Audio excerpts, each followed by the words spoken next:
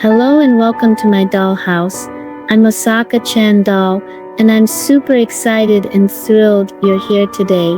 Before we jump into the video, it would mean a lot if you could hit the like button and subscribe.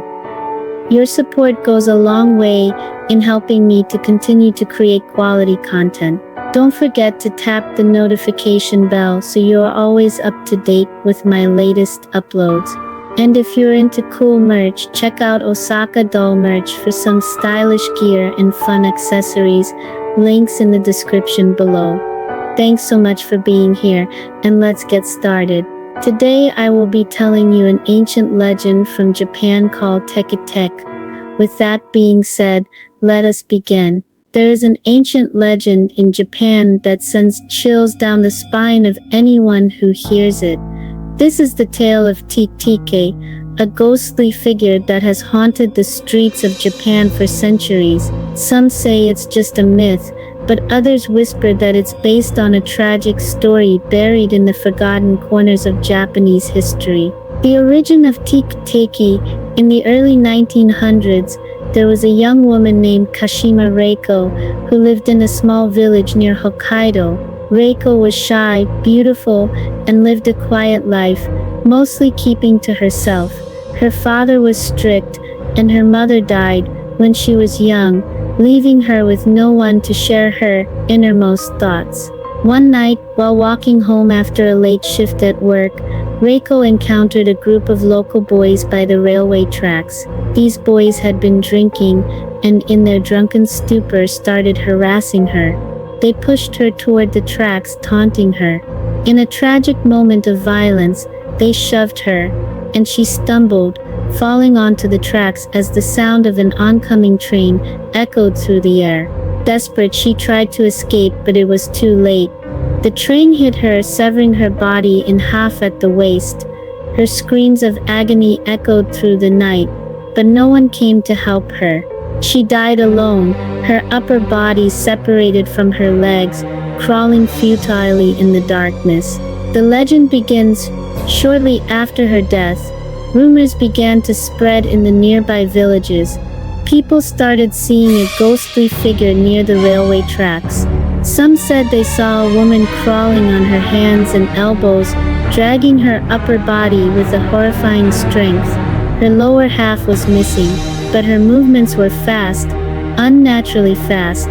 She made a distinct tek-tek sound as her elbows scraped against the ground. It wasn't long before people started disappearing. Victims would be found near train stations, their bodies mutilated in the same way as Reiko's, severed cleanly at the waist.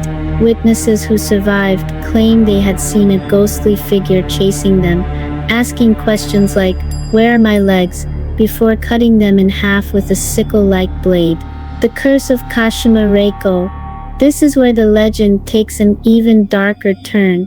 It is said that Kashima Reiko's spirit haunts more than just the train tracks. Her curse extends into modern times. According to the legend, if you hear the story of Teke, you are marked. Within 3 days of hearing her tale, you may see her. She will come to you at night, crawling in the dark, making that dreaded tick-tick-tick sound as she drags her torso toward you. There is, however, one way to escape her wrath.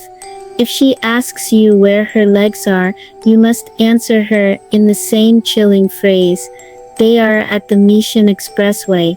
If you fail to say this, she will drag you into the same hellish fate she endured. Some people say that Teke is not just a ghost, but a manifestation of the rage and sorrow from those who have died in similarly gruesome accidents. They believe she seeks revenge on anyone who dares to speak of her, or who passes by the train tracks where she lost her life. Modern sightings. In the 1970s, reports of Teke surged again, especially among school children. Some children who dared each other to walk by the railway tracks after dark never returned home. Others claim they saw a woman crawling behind them as they ran in terror, but no one dared to stop and help. Even in recent years, there have been reports of mysterious deaths near railway stations. The victims were all found cut in half, and witnesses often described hearing a strange scraping noise in the moments before their demise. Whether these accounts are real or urban legends, they continue to fuel the fear of Teke across Japan. The dark truth historians believe that the story of Teke may have roots in a real-life incident. There are records of a young woman being dismembered by a train in Hokkaido around the turn of the century, though the details are vague and shrouded in mystery. Some locals say that the railway where Reiko died was cursed long before the tragedy. They believe it was built on a burial ground where the spirits of restless souls lingered, waiting for the chance to exact their revenge on the living. Now, when the sun sets and the night grows dark, many still avoid the old railway tracks. Even those who don't believe in ghosts cross the road to stay far away, just in case. The fear of Teke still lingers, a shadow that haunts the subconscious of the Japanese people. Whether a vengeful spirit or a warning tale, one thing is certain: once you hear the story of Teke, her ghost may come for you next. Be careful the next time you walk by the train tracks at night. And always remember, if you hear the sound of Teke behind you, don't turn around. The story of Teke doesn't end with just a haunting by the railway. There are whispers of something more sinister, something that lies beneath the surface of the legend, buried in folklore so deep it was almost forgotten. The shadow beneath. In some rural parts of Japan, elders speak of a far older spirit known as Onreach, a vengeful ghost with immense power, capable of causing harm to the living out of resentment and fury. Teke is believed by some to be one such Onreach, one who became particularly violent because of the way her life ended and the unbearable pain she experienced in her final moments. However, what makes her legend different is the curse she carries, a curse that passes from person to person when they hear her tale. This curse works slowly, wrapping its tendrils around the unfortunate soul who hears her story. The first night, you might dream of her. You'll see her from afar, crawling toward you at an unimaginable speed. You'll wake up in a sweat, unsure if it was a nightmare or something worse. But it doesn't stop there. The second night, it is said by the second night she begins to make herself more present. People have reported waking up at exactly 2:33 a.m. to the sound of scratching, like nails dragging along the floor, moving closer and closer to their bed. Sometimes she will appear in mirrors, a fleeting image of her twisted, bloodied face, staring at you from the dark corners of your room. At this point, some try to burn incense or consult a priest to ward off the spirit. But once you've heard her story, it is said that she is attached to you. She becomes part of your reality. The final night, on the third and final night, her presence becomes unbearable. No matter where you are, whether in the safety of your home or in the company of others, there will be moments when you feel a sudden chill, the air heavy with dread. At 2:33 a.m. you'll hear it. That awful, unmistakable Teke sound of her dragging her broken body across the ground. This time, it will be different. She won't be in a dream or on the periphery of your vision. She'll be right there, crawling from the darkest corner of the room, her wide, lifeless eyes fixed on you, her mouth twisted into a grotesque smile. She will ask, "Where are my legs?" If you don't answer, or if you answer incorrectly, she will grab you with impossible strength, and you will meet the same fate as she did. Severed, ripped apart at the waist in one final act of rage. Your body will be found the next morning, mutilated in the same manner that Reiko once was.